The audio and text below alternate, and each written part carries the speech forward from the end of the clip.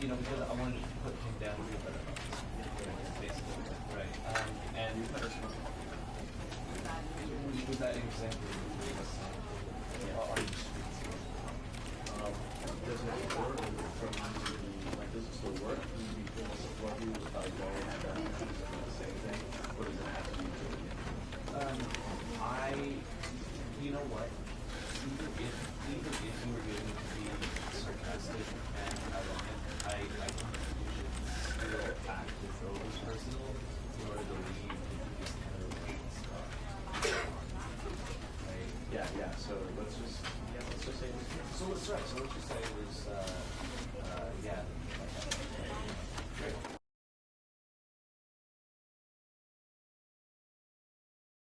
This is the story of a man named Stanley. Stanley worked for a company in a big building where he was employee number 427. Employee number 427's job was simple. He sat at his desk in room 427 and he pushed buttons on a keyboard. Orders came to him through a monitor on his desk, telling him what buttons to push, how long to push them, and in what order. This is what employee 427 did every day of every month of every year. And although others might have considered it soul-rending, Stanley relished every moment that the orders came in, as though he had been made exactly for this job. And Stanley was happy. And then one day, something very peculiar happened. Something that would forever change Stanley. Something he would never quite forget. He had been at his desk for nearly an hour when he realized that not one single order had arrived on the monitor for him to follow. No one had showed up to give him instructions, call a meeting, or even say hi. Never in all his years at the company had this happened, this complete isolation. Something was very clearly wrong. Shocked, frozen solid, Stanley found himself unable to move for the longest time. But as he came to his wits and regained his senses, he got up from his desk and stepped out of his office.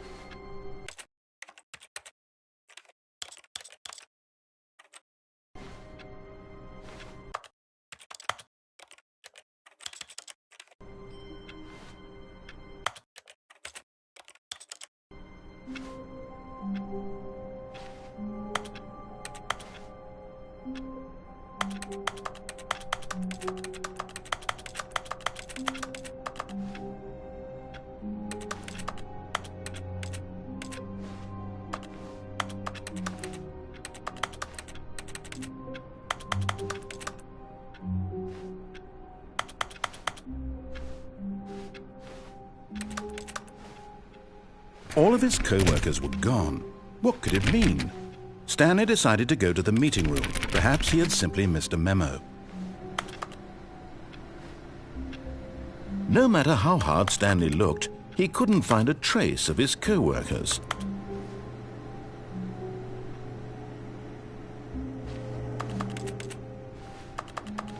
Stanley went around touching every little thing in the office, but it didn't make a single difference, nor did it advance the story in any way.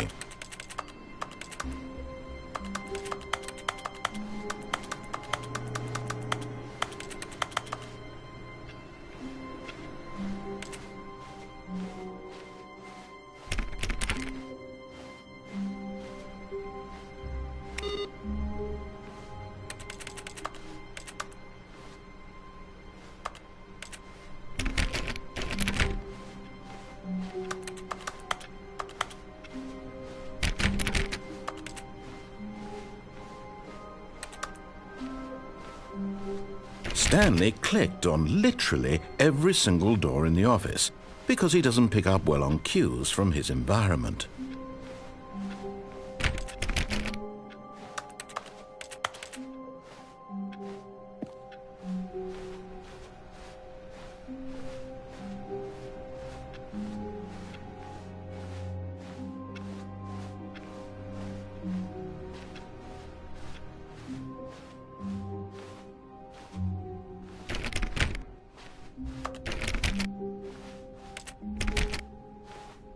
When When Stanley came to a set of 2 open doors, he entered the door on his left.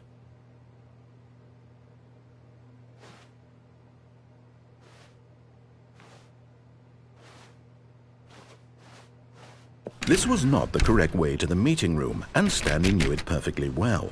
Perhaps he wanted to stop by the employee lounge first, just to admire it.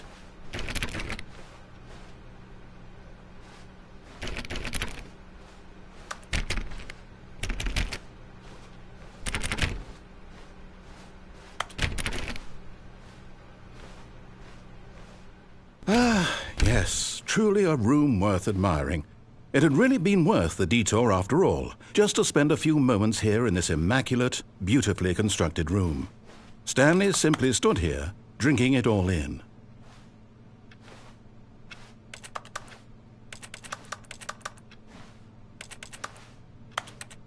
Yes, really, really worth it being here in the room. A room so utterly captivating that even though all your co-workers have mysteriously vanished, here you sit looking at these chairs and some paintings. Really worth it.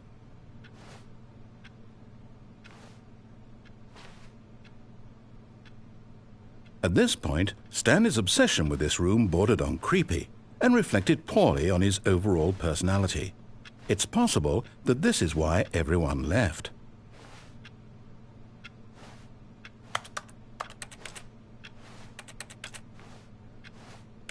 Stanley sat around waiting for more dialogue, but when a long time had passed and there was no more, he decided that the game was trying to send him a message.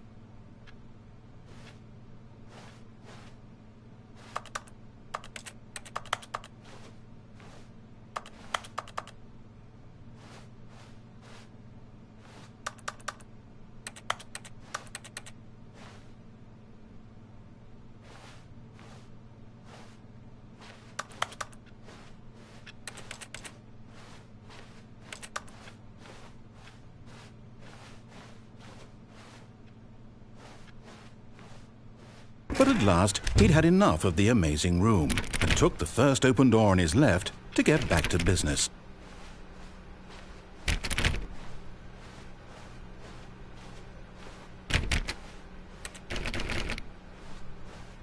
Stanley was so bad at following directions, it's incredible he wasn't fired years ago.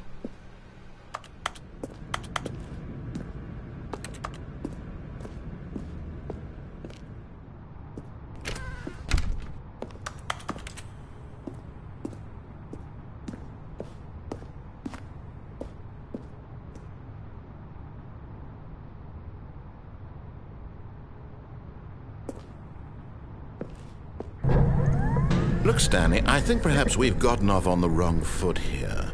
I'm not your enemy, really, I'm not.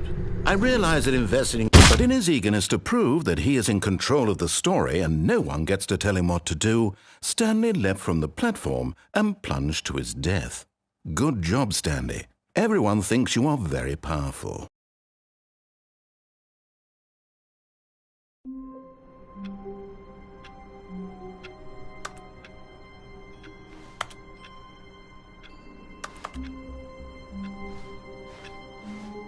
All of his co-workers were gone.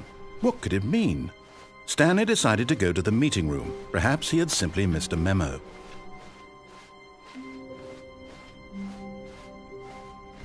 When Stanley came to a set of 2 open doors, this was not the correct way to the meeting room, and Stanley knew it perfectly well. Perhaps he wanted to stop by the employee lounge first, just to admire it. Wow, yes, this room. What a beautiful room. What a gorgeous, gorgeous room. Thank goodness Stanley had taken this detour on his way to the meeting room.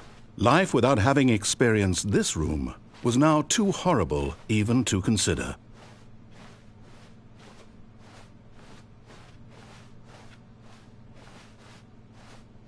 Yes, really, really worth it being here in the room. A room so utterly captivating that even though all your co-workers have mysteriously vanished, but eager to get back to business, Stanley took the first open door on his left. Stanley was so bad at following directions, it's incredible he wasn't fired years ago. Look, Stanley, I think perhaps we've gotten off on the wrong foot here. I'm not your enemy, really, I'm not. I realize that investing your trust in someone else can be difficult, but the fact is that the story has been about nothing but you all this time. There's someone you've been neglecting, Stanley. Someone you've forgotten about. What? Really? I was in the middle of something. Do you have zero consideration for others? Are you that convinced that I want something bad to happen to you? Why, I don't know how to convince you of this, but I really do want to help you, to show you something beautiful. Look, let me prove it. Let me prove that I'm on your side. Give me a chance.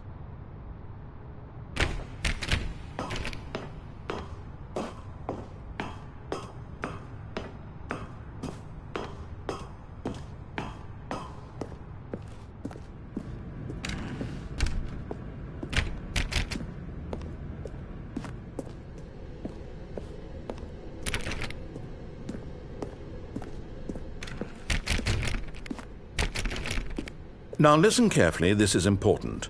Stanley walked through the red door.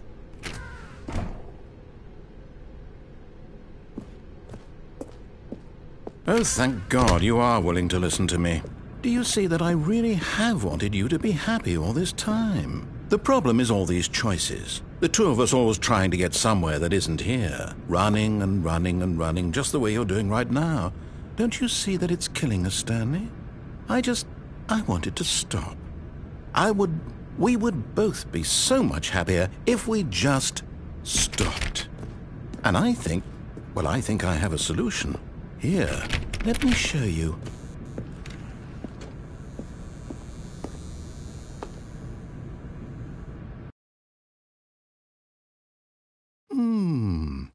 What do we want? What are we looking for? Here.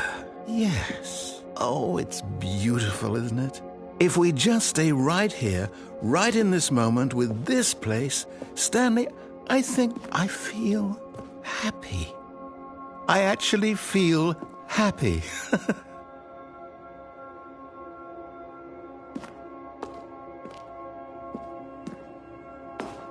No, wait. Where are you going? Oh, no. Stay away from those stairs. If you hurt yourself, if you die, the game will reset. We'll lose all of this. Please, no, Stanley, let me stay here. Don't take this from me. Please, Stanley, think about what you're doing.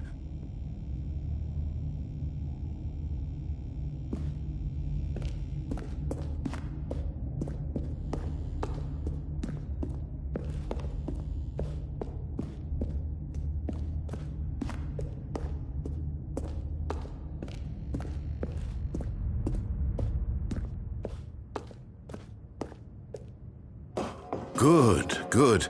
We can't be too safe. Promise me you won't go back there. Just stay here.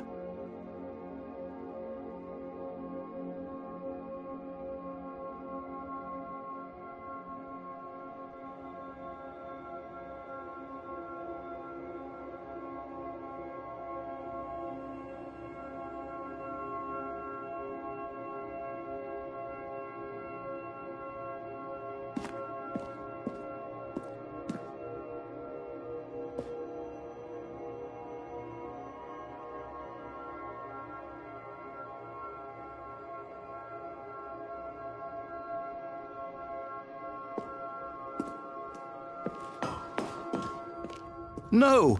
What did we talk about? You're risking everything we achieved here. You heard me before, didn't you? You will die! What about this isn't getting through to you?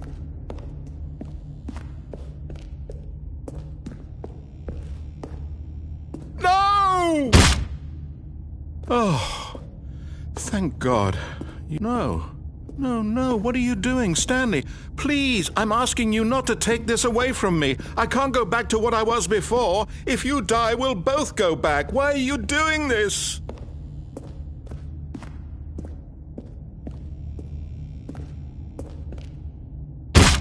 Stanley, let's go back to the other room. Can you do that for me?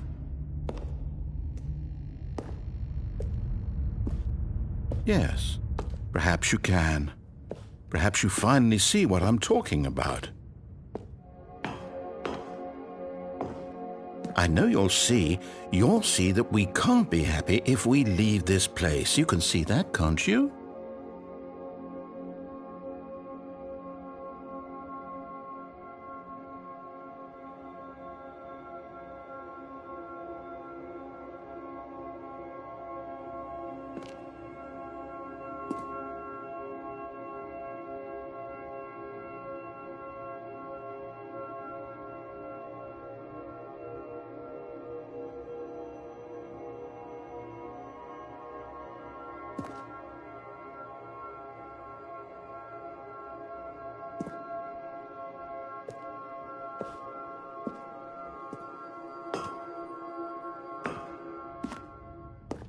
No, perhaps not.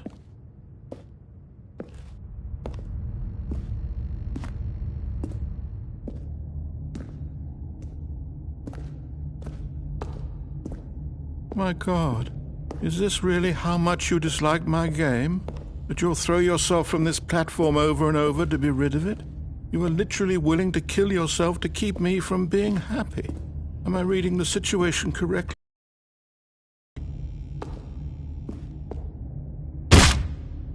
Or maybe you're just getting a kick out of it. I don't know anymore. I just wanted us to get along. But I guess that was too much to ask. It looks like you wanted to make a choice after all. Well, this one is yours.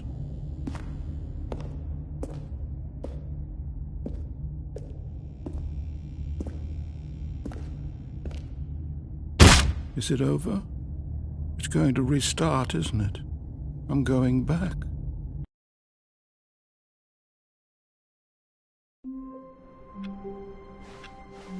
All of his co-workers were gone. What could it mean? Stanley decided to go to the meeting room. Perhaps he had simply missed a memo.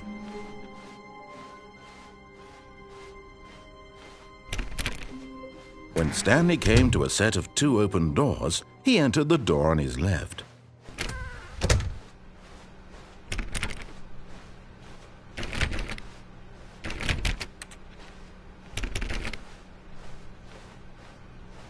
Yet there was not a single person here either.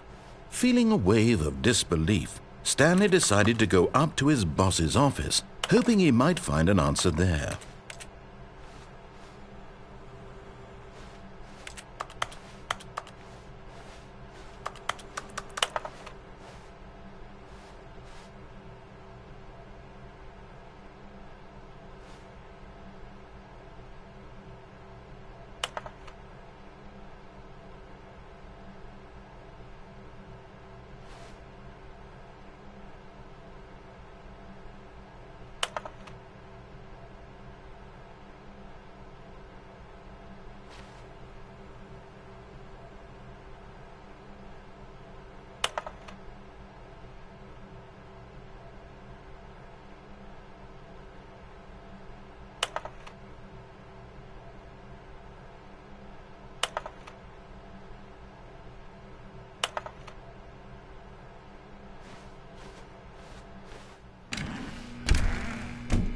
Stanley stepped into the broom closet, but there was nothing here, so he turned around and got back on track.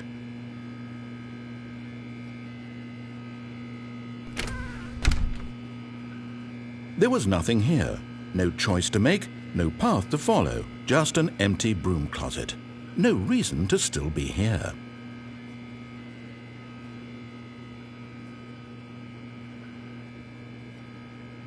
It was baffling that Stanley was still just sitting in the broom closet. He wasn't even doing anything. At least if there was something to interact with, he'd be justified in some way. As it is, he's literally just standing there doing sweet FA.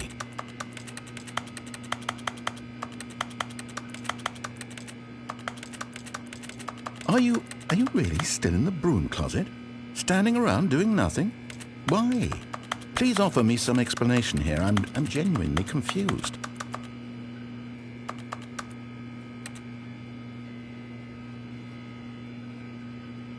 You do realize there's no choice or anything in here, right?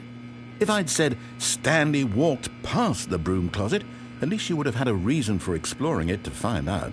But it didn't even occur to me because literally this closet is of absolutely no significance to the story whatsoever. I never would have thought to mention it.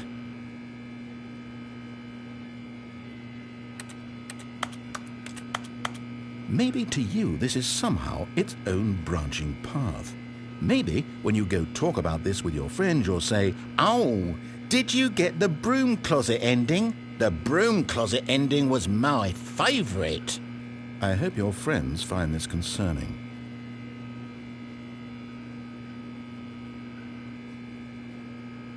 Stanley was fat and ugly and really, really stupid.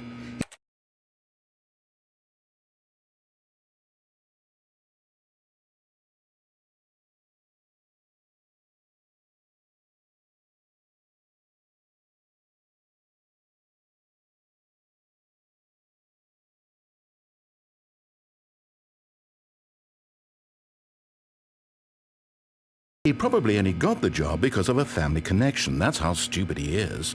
That or with drug money. Also, Stanley is addicted to drugs and hookers.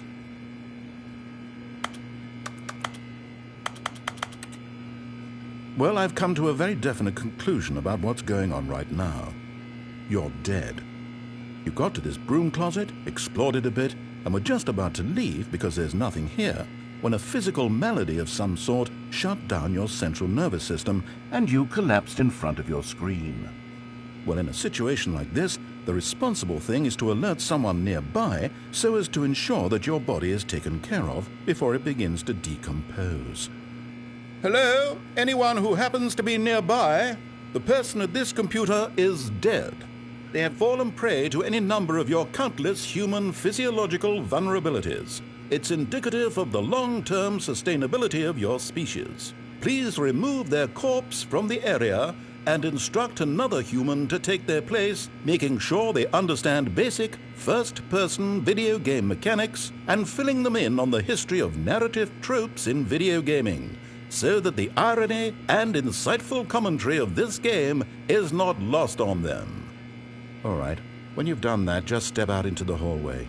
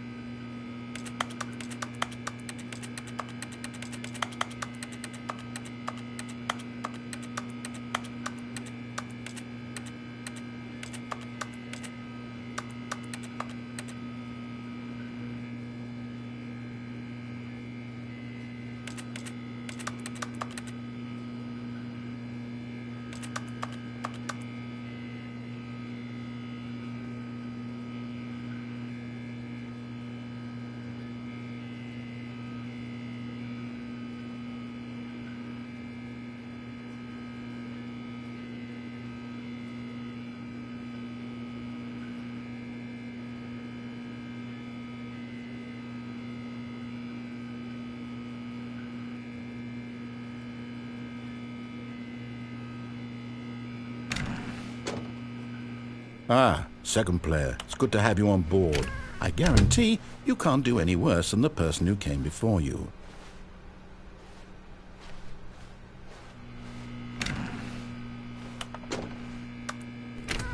You too? Unbelievable. I'm at the mercy of an entire species of invalids. Perhaps there's a monkey nearby you can hand the controls to.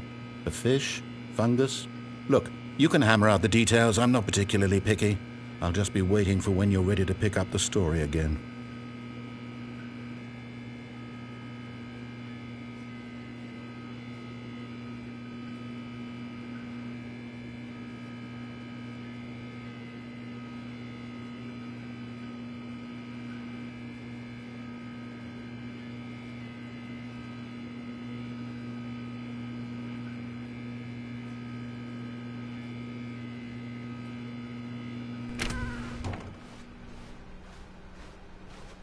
Coming to a staircase, Stanley walked upstairs to his boss's office.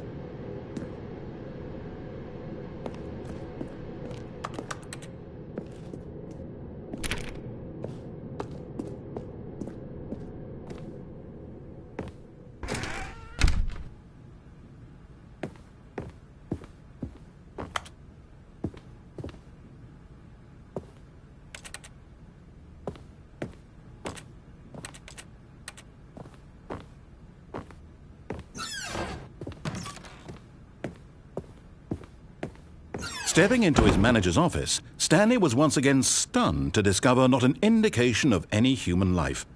Shocked, unraveled, Stanley wondered in disbelief who orchestrated this, what dark secret was being held from him. What he could not have known was that the keypad behind the boss's desk guarded the terrible truth that his boss had been keeping from him, and so the boss had assigned it an extra secret PIN number, 2845. But of course, Stanley couldn't possibly have known this.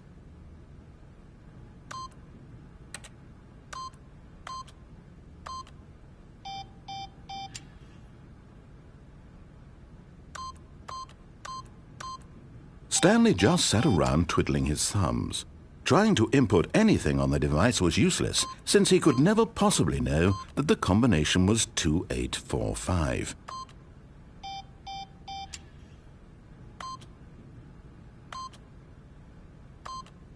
Two, 8, 4, 5.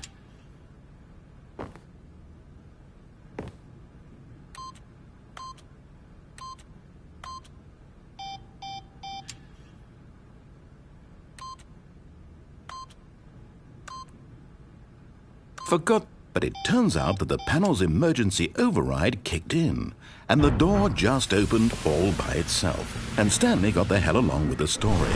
Well, whoop-de-doo.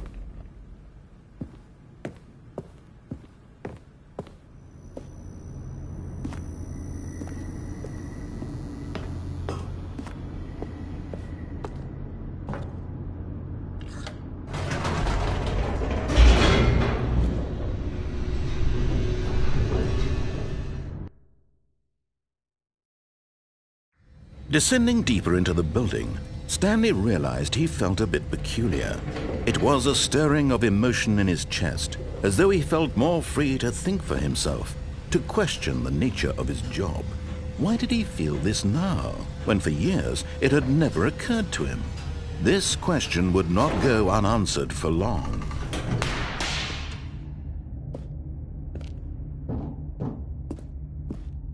Stanley walked straight ahead through the large door that read Mind Control Facility.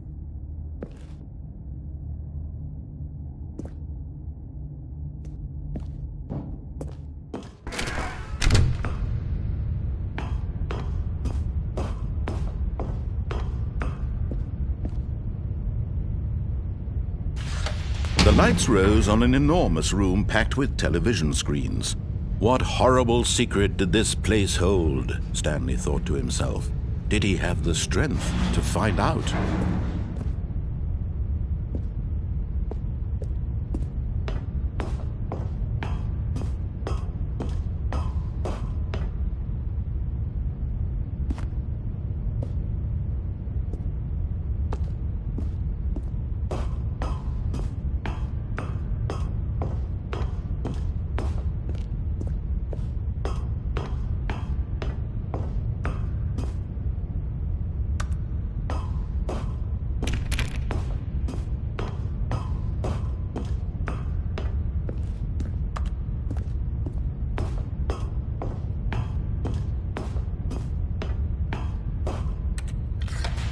Now the monitors jumped to life, their true nature revealed.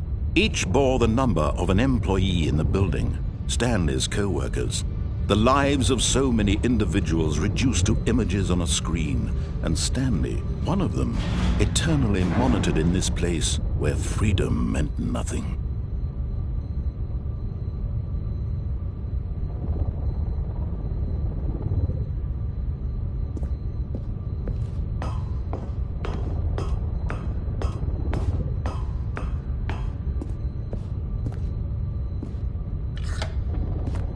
This mind control facility, it was too horrible to believe. It couldn't be true. Had Stanley really been under someone's control all this time? Was this the only reason he was happy with his boring job? That his emotions had been manipulated to accept it blindly?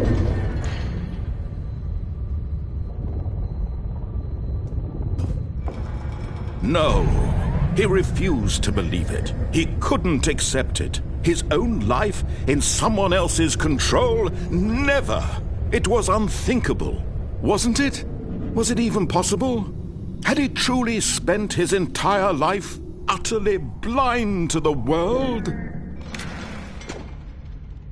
But here was the proof, the heart of the operation. Controls labeled with emotions, happy or sad or content. Walking, eating, working, all of it monitored and commanded from this very place. And as the cold reality of his past began to sink in, Stanley decided that this machinery would never again exert its terrible power over another human life. For he would dismantle the controls once and for all.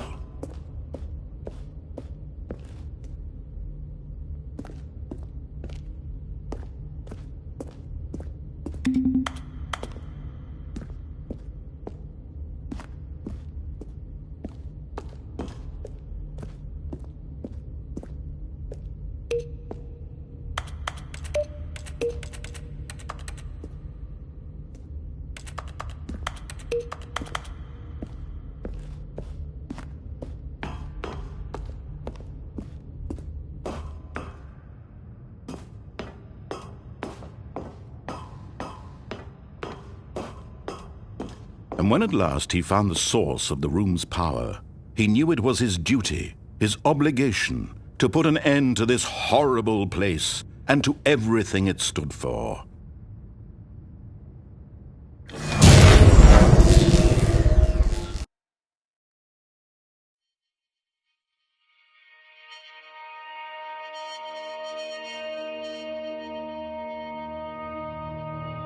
Blackness and a rising chill of uncertainty. Was it over? Yes! He had won! He had defeated the machine, unshackled himself from someone else's command. Freedom was mere moments away. And yet, even as the immense door slowly opened, Stanley reflected on how many puzzles still lay unsolved. Where had his co-workers gone? How had he been freed from the machine's grasp? What other mysteries did this strange building hold? But as sunlight streamed into the chamber, he realized none of this mattered to him, for it was not knowledge or even power that he had been seeking, but happiness. Perhaps his goal had not been to understand, but to let go. No longer would anyone tell him where to go, what to do, or how to feel. Whatever life he lives, it will be his. And that was all he needed to know. It was perhaps the only thing worth knowing. Stanley stepped through the open door. Stanley felt the cool breeze upon his skin, the feeling of liberation, the immense possibility of the new path before him. This was exactly the way, right now, that things were meant to happen. And Stanley was happy.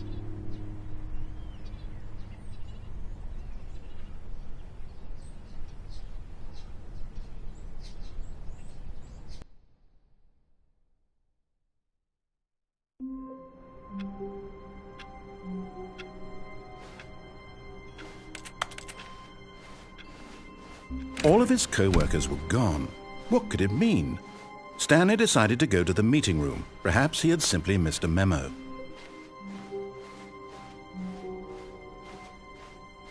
When Stanley came to a set of 2 open doors, he entered the door on his left.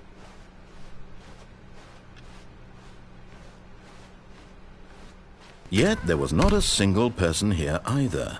Feeling a wave of disbelief, Stanley decided to go up to his boss. Coming to a staircase, Stanley walked upstairs to his boss's office.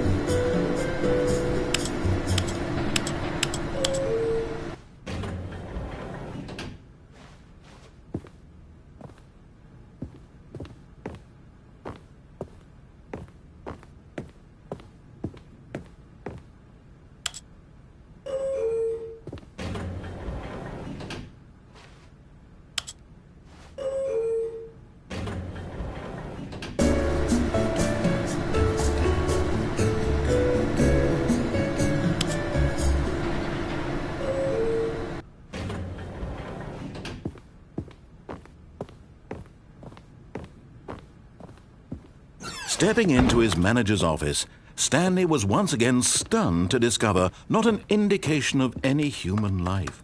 What could it mean? Stanley wondered aloud to nobody.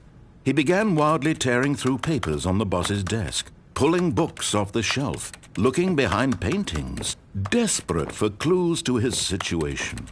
But his attention was caught by a keypad behind the boss's desk.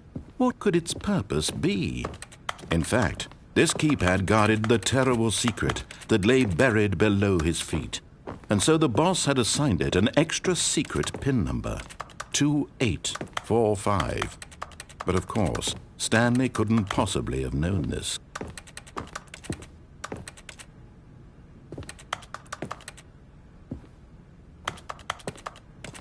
Stanley just sat around twiddling his thumbs. Trying to input anything on the device was useless, since he could never possibly know that the combination was 2845.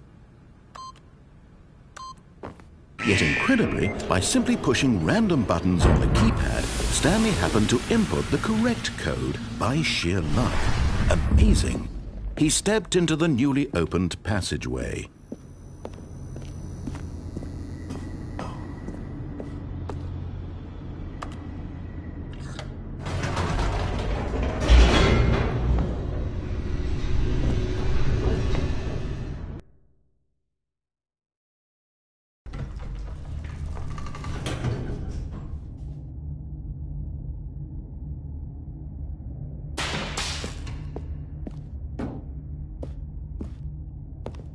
Stanley walked straight ahead through the large door that read Mind Control Facility. Although this passageway had the word Escape written on it, the truth was that at the end of this hall, Stanley would meet his violent death.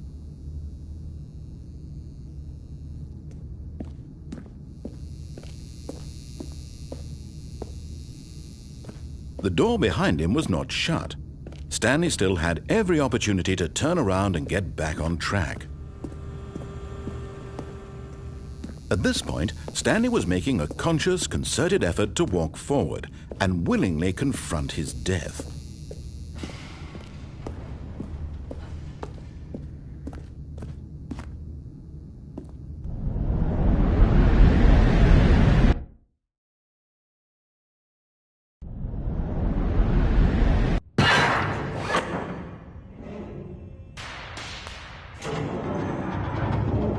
As the machine whirred into motion and Stanley was inched closer and closer to his demise, he reflected that his life had been of no consequence whatsoever. Stanley can't see the bigger picture. He doesn't know the real story, trapped forever in his narrow vision of what this world is. Perhaps his death was of no great loss, like plucking the eyeballs from a blind man. And so he resigned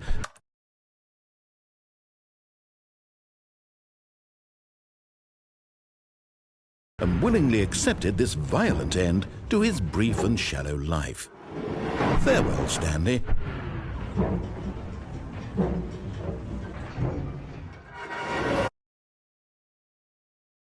"Farewell, Stanley," cried the narrator, as Stanley was led helplessly into the enormous metal jaws. In a single visceral instant, Stanley was obliterated as the machine crushed every bone in his body, killing him instantly.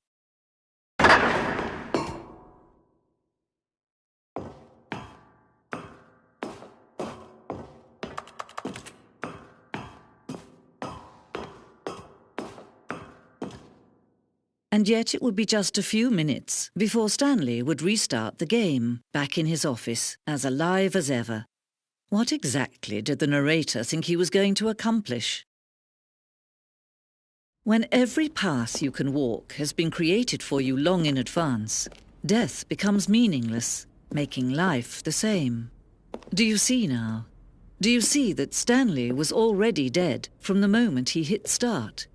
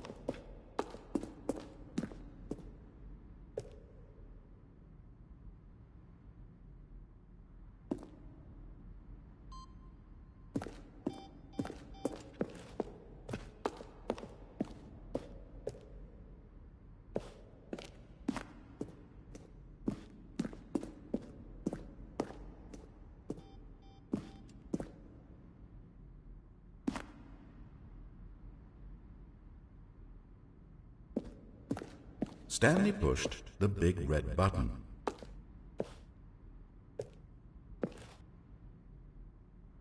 Oh, for crying... Is this that up? Nothing there? Shoot. Well, try the other one then. Stanley stood on the snow.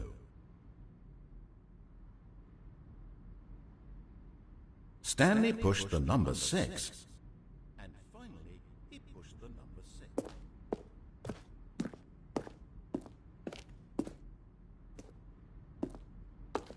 Now look closely, Stanley.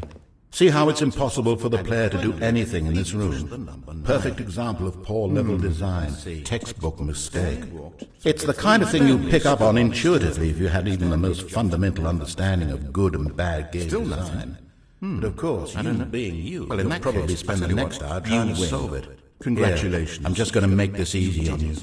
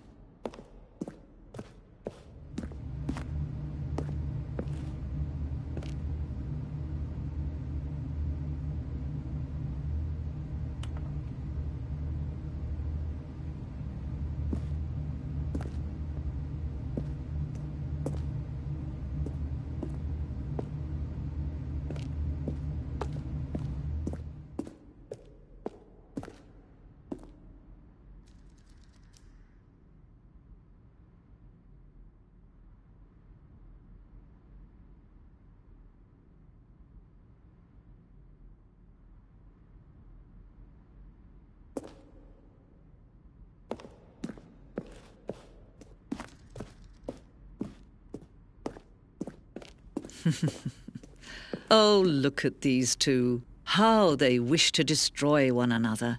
How they wish to control one another. How they both wish to be free. Can you see? Can you see how much they need one another? No, perhaps not. Sometimes these things cannot be seen. But listen to me. You can still save these two. You can stop the program before they both fail. Turn off your PlayStation. There's no other way to beat this game. As long as you move forward, you'll be walking someone else's path. stop now and it'll be your only true choice. Whatever you do, choose it. Don't let time choose for you. Don't let...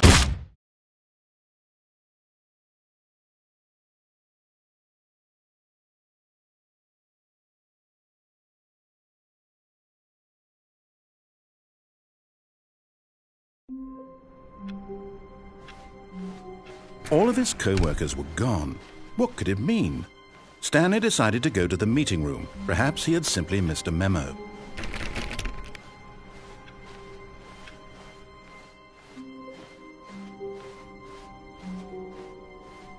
When Stanley came to a set of 2 open doors, he entered the door on his left.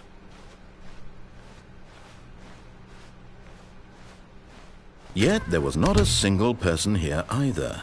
Feeling a wave of disbelief, Stanley decided to go up to his boss's office. Coming to a staircase, Stanley walked upstairs to his boss's office.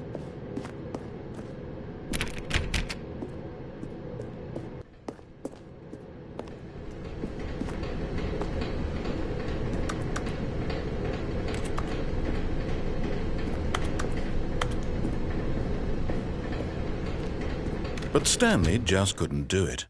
He considered the possibility of facing his boss. Admitting he had left his post during work hours, he might be fired for that. And in such a competitive economy, why had he taken that risk? All because he believed everyone had vanished? His boss would think he was crazy. And then something occurred to Stanley. Maybe, he thought to himself, maybe I am crazy. All of my co-workers blinking mysteriously out of existence in a single moment for no reason at all? None of it made any logical sense. And as Stanley pondered this, he began to make other strange observations. For example, why couldn't he see his feet when he looked down? Why did doors close automatically behind him wherever he went? And for that matter, these rooms were starting to look pretty familiar. Were they simply repeating? No, Stanley said to himself, this is all too strange. This can't be real. And at last, he came to the conclusion that had been on the tip of his tongue. He just hadn't found the words for it. "I'm dreaming!"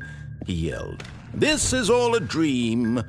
Oh, what a relief Stanley felt to have finally found an answer, an explanation. His co-workers weren't actually gone. He wasn't going to lose his job. He wasn't crazy after all. And he thought to himself, I suppose I'll wake up soon.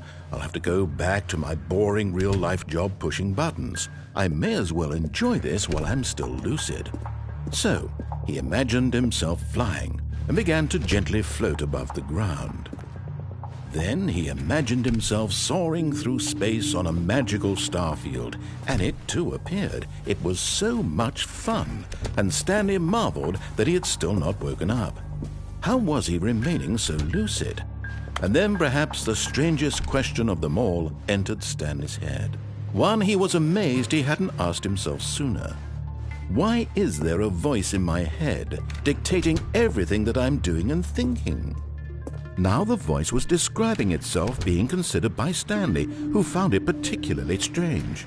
I'm dreaming about a voice describing me, thinking about how it's describing my thoughts, he thought.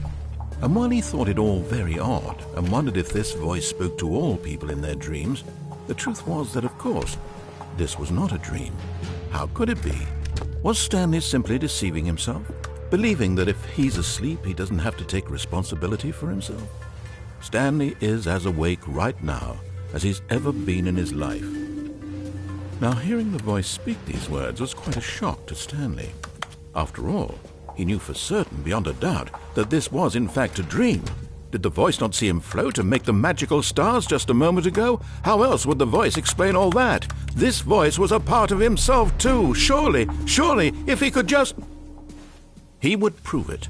He would prove that he was in control, that this was a dream. So he closed his eyes gently, and he invited himself to wake up. He felt the cool weight of the blanket on his skin, the press of the mattress on his back, the fresh air of a world outside this one. Let me wake up, he thought to himself. I'm through with this dream. I wish it to be over. Let me go back to my job. Let me continue pushing the buttons. Please, It's all I want. I want my apartment and my wife and my job. All I want is my life exactly the way it's always been. My life is normal. I am normal. Everything will be fine. I am okay.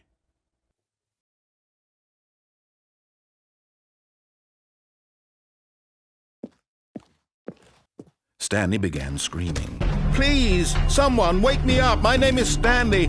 I have a boss. I have an office. I am real. Please, just someone tell me I am real. I must be real. I must be. Can anyone hear my voice? Who am I? Who am I? And everything went black.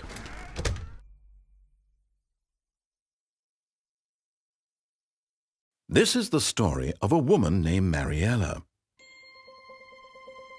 Mariella woke up on a day like any other. She arose, got dressed, gathered her belongings, and walked to her place of work.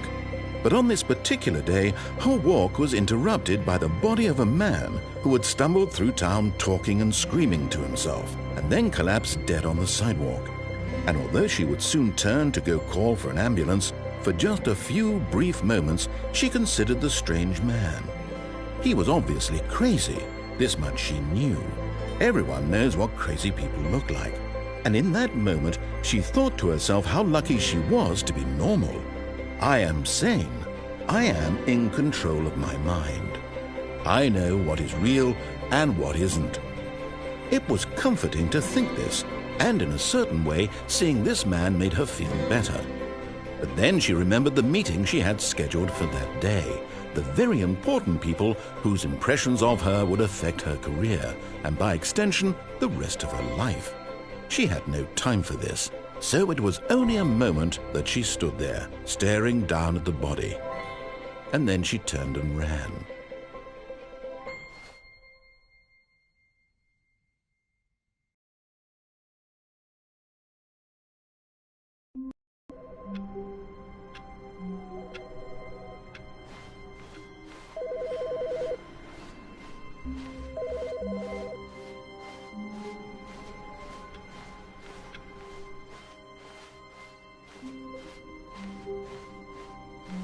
When Stanley came to a set of 2 open doors, he entered the door on his left.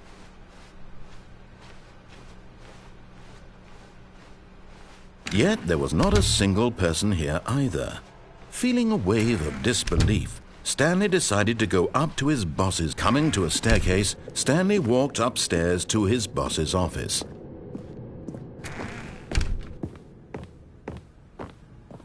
The moment he entered his manager's office, Stanley froze in his tracks. Not a living soul anywhere. Could he really be all alone? This was too much for Stanley to take. Too much for any man to take. He fell to his knees, bursting into half moans, half sobs, the guttural retching of life from a man denied any hope, any reason to keep going. Here on the floor he lay prone, paralyzed by fear for nearly a full hour. But when at last he began to move about and survey, Stanley was in such a rush to get through the story as quickly as possible, he didn't even have a single minute to just let the narrator talk. That kind of anxiety isn't healthy, so he relaxed for a few moments with some calming New Age music.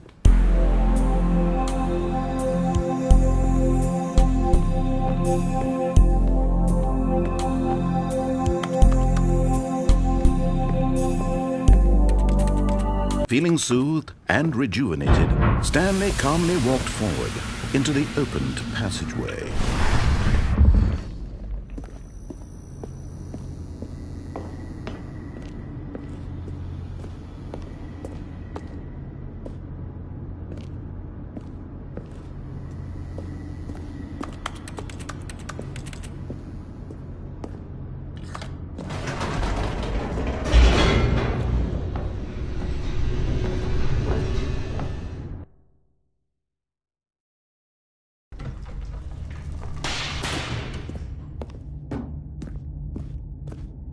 Stanley walked straight ahead through the large door that read Mind Control Facility.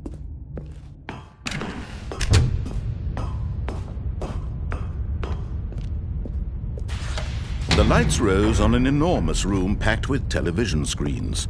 What horrible secret did this place hold? Stanley thought to himself. Did he have the strength to find out?